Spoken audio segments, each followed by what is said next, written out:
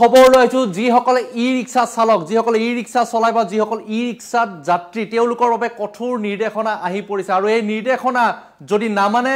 যাত্ৰী আৰু চালকে জৰিমনা ভৰিব লাগিব কেইবাটাও নীতি নিয়ম বান্ধি দিয়া হৈছে পৌৰসভাৰ তৰফৰ পৰা আৰু যদি পৌৰসভাৰ তৰফৰ পৰা বান্ধি দিয়া নীতি নিয়ম নামানে তেন্তে কঠোৰ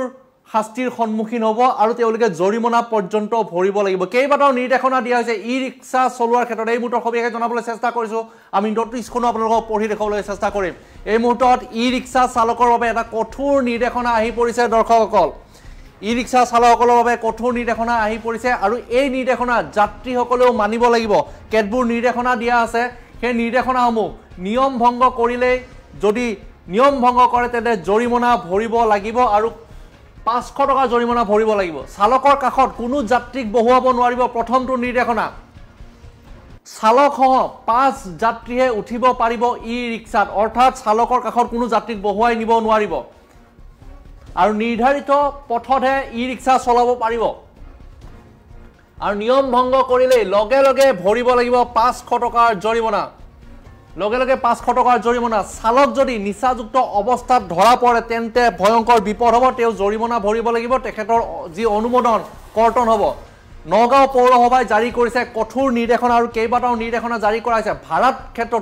ক্ষেত্ৰতো কেইবাটাও নিৰ্দেশনা জাৰি কৰা হৈছে যে ই-ৰিক্সা চালকে যাত্ৰীৰ পৰা কিমান ভাড়া ল'ব পাৰিব প্ৰতি কিলোমিটাৰত 10 টকাহে ল'ব পাৰিব যাত্ৰীৰ পৰা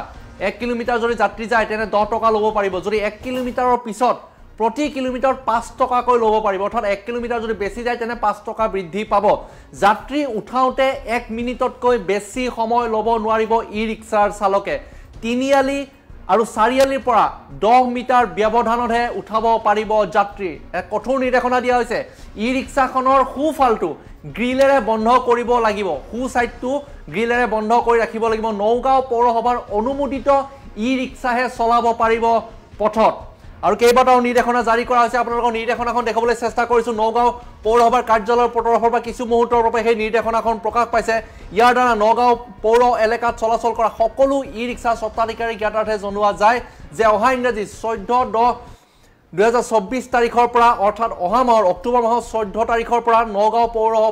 পৌৰ এলেকাত পৌৰসভাৰ পৰা নগৰ সেৱাৰ বাবে অনুমোদিত ই-ৰিক্সাসমূহৰ বাহিৰে আন কোনো ই-ৰিক্সা চলাচল কৰিবলৈ দিয়া নহ'ব এয়া কঠোৰ নিৰ্দেশনা নগৰ সেৱাৰ বাবে অনুমোদিত ই-ৰিক্সাসমূহে তলত উল্লেখ কৰা চৰ্ত মানি চলিব লাগিব এই চৰ্তসমূহ যদি ভংগ কৰে তেন্তে ৰিক্সাখনৰ অনুমোদন নাকচ কৰা হ'ব বুলি ইতিমধ্যে কঠোৰ নিৰ্দেশনা দিয়া হৈছে নগাঁও পৌৰসভা এলেকাত পৌৰসভাৰ অনুমোদিত ই-ৰিক্সাৰ বাহিৰে অন্য কোনো ই-ৰিক্সা চলাচল কৰিব নোৱাৰিব 1 নম্বৰ নিৰ্দেশনা প্ৰতিখন ই-ৰিক্সাৰ সোঁহাতে গ্ৰিলেৰে বন্ধ কৰিব লাগিব ইতিমধ্যে আপোনালোকক কৈছোৱে লগতে ব্ৰেক হৰ্ণ লুকিং গ্লাছ কাৰ্যক্ষম হৈ থাকিব লাগিব ই-ৰিক্সাখনৰ আৰু পৌৰসভাই নিৰ্ধাৰণ কৰি দিয়া পথতহে ই-ৰিক্সা চলাচল কৰিব পাৰিব এয়া আন এটা নিৰ্দেশনা 3 নম্বৰ 4 নম্বৰ নিৰ্দেশনাত কি কৈছে দৰ্শকসকল ই-ৰিক্সাসমূহত আগফাল আৰু পিছফালে হালধীয়া ৰিফ্লেক্টৰ টেপ লগোৱাটো বাঞ্ছনীয় যাতে ৰাতি নিখাৰ ভাগত যাতে ফকাছত আহে সেই ই-ৰিক্সাখন দূৰৰ পৰা লাইট মাৰিলে আৰু ই-ৰিক্সা চালকে কোনো ধৰণৰ নিচাযুক্ত দ্ৰব্য সেৱন কৰি ই-ৰিক্সা চলাব নোৱাৰিব অন্যথা অনুমোদন নাকচ কৰা অৰ্থাৎ লাইচেন্স কৰ্তন কৰি দিয়া হ'ব ই-ৰিক্সা চালকৰ 6 নম্বৰ নিৰ্দেশনা দিয়া আছে চালকৰ বাহিৰে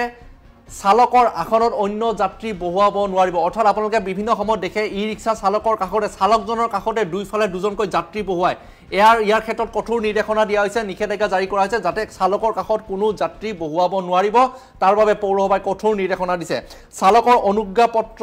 সকলো সময়তে লগত ৰাখিব লাগিব লাইচেন্স থাকিব লাগিব সকলো সময়তে অন্যথা 500 টকা জৰিমনা ভৰিব লাগিব কঠোৰ নিৰ্দেশনাত 500 টকাৰ ফাইন দিয়া হৈছে পৌৰসভাৰ অনুমোদনৰ সময়ত পৌৰসভাৰ চহৰীয়া চিকিৎসকৰ জৰিয়তে স্বাস্থ্য পৰীক্ষাৰ প্ৰমাণপত্ৰ দাখিল কৰিব লাগিব অৰ্থাৎ ফিটনেছ চাৰ্টিফিকেট লাগিব পৌৰসভাৰ অনুমোদনৰ সময়ত যদি আপুনি পৌৰসভাৰ পৰা অনুমোদন ল'ব যায় বা অথৰিটিটো ল'ব যায় আপোনাৰ ই-ৰিক্সাখনৰ তেন্তে আপোনাৰ ফিটনেছ চাৰ্টিফিকেট জমা দিব লাগিব ভাড়া নিৰিখ মতে ল'ব লাগিব প্ৰথম কিলোমিটাৰ 10 টকা ইতিমধ্যে আপোনালোকক কৈছোৱে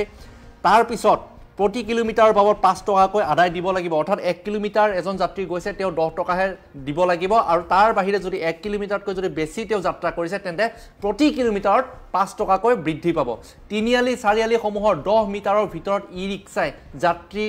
উঠোৱা নমোৱা কৰিব নোৱাৰিব 10 মিটাৰ 3Lটো আছে 4Lটো আছে তাৰ 10 মিটাৰ দূৰতহে ই ৰিক্সাখন ৰাখিব পাৰিব যতে ততে ই ৰিক্সা ৰাখিব নোৱাৰিব এতিয়াৰে পৰা যাত্ৰী উঠোৱা নমোৱা কৰিবলৈ 1 মিনিটকৈ যদি বেছি সময় লয় ই ৰিক্সাখনে আৰু যদি পৌৰসভাৰ কোনো লোকৰ যদি কৰ্মচাৰী যদি ৰুখত পৰে তেন্তে তাৰ বাবে ফাইন ভৰিব লাগিব অন্যথা তেওঁলোকৰ অনুমোদন কৰ্তন কৰা হ'ব সৰ্বোচ্চ যাত্ৰী চালকসহ 5 জনকৈ অধিক হ'ব নোৱাৰিব অৰ্থাৎ পিছৰ ফালে 4 জন যাত্ৰী আৰু চালকৰ সৈতে 5 জন যাত্ৰীয়ে যাব পাৰিব ই ৰিক্সাখনত চালকসহ ই ৰিক্সাৰ বাবে চহৰত কোনো নিৰ্দিষ্ট পাৰ্কিং স্থান নাথাকে গতিকে সেই কাৰণে কৈ দিয়া হৈছে পাৰ্কিং স্থানটো যে 3 বা 4 পৰা 10 মিটাৰৰ পিছতহে তেওঁলোকে পাৰ্কিং ব্যৱস্থা পাব আৰু কোনো ধৰণৰ পাৰ্কিং নাথাকে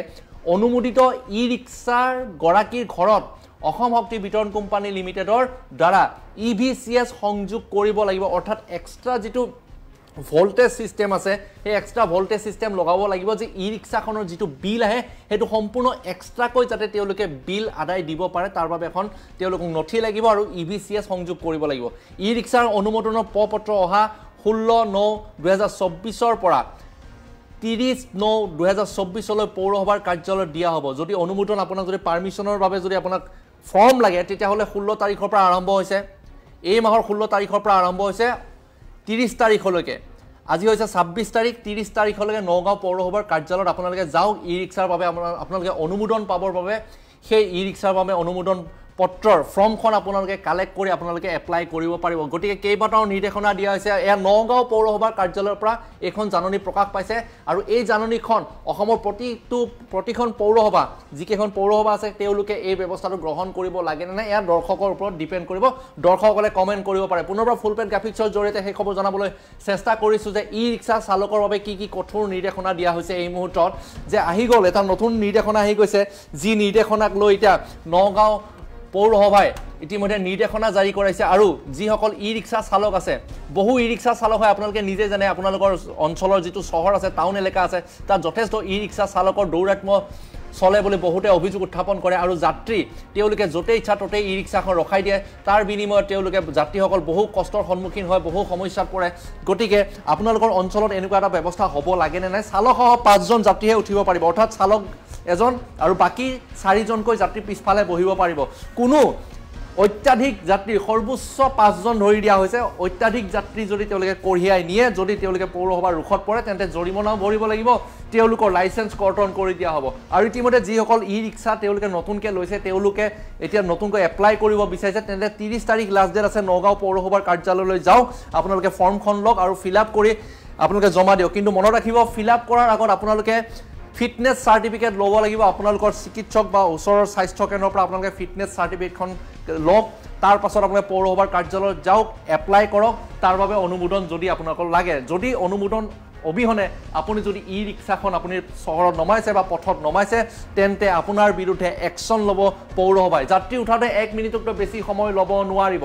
1 মিনিটতকৈ বেছি সময় কোনেও ল'ব নোৱাৰিব কোনো ই ৰিক্সা চালকে ল'ব নোৱাৰিব 4 বা 3 পৰা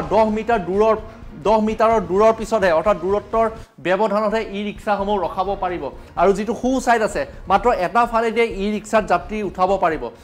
বাও ফালে দি ই ৰিক্সা যাত্ৰী উঠাব পাৰিব হু ফালে সম্পূৰ্ণৰূপে গ্ৰিলেৰে বন্ধ কৰা হ'ব লাগিব এই মুহূৰ্তত জাৰি কৰা হৈছে এই নিৰ্দেশনা আমি পুনৰবাৰ ফুল পেজ গ্ৰাফিক্সৰ জৰিয়তে জনাবলৈ চেষ্টা কৰিছো ফুল পেজ গ্ৰাফিক্স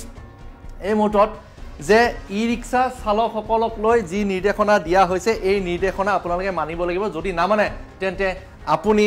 দণ্ডনীয় হ'ব তাৰ বাবে জৰিমনা ভৰিব লাগিব এয়া নগাঁও পৌৰসভাৰ ক্ষেত্ৰত এপ্লাই কৰা হৈছে আৰু অন্য পৌৰসভা বা আপোনাৰ অঞ্চলতো আপোনাৰ চহৰখনতো এনেকুৱা ধৰণৰ ব্যৱস্থা কৰিব লাগে নে নাই পৌৰ নিগমে বা নগৰ উন্নয়ন সমিতিয়ে সেয়া আপোনালোকে কমেন্ট কৰিব পাৰে যে ই ৰিক্সাৰ বিৰুদ্ধে কি ব্যৱস্থা ল'ব পাৰি সেয়া নগৰ উন্নয়ন বিভাগে সিদ্ধান্ত ল'ব এয়া আপোনালোকৰ কমেন্ট আমি বিচাৰিছো গতিকে আপোনালোকে কমেন্ট বক্সত কমেন্ট কৰিব পাৰে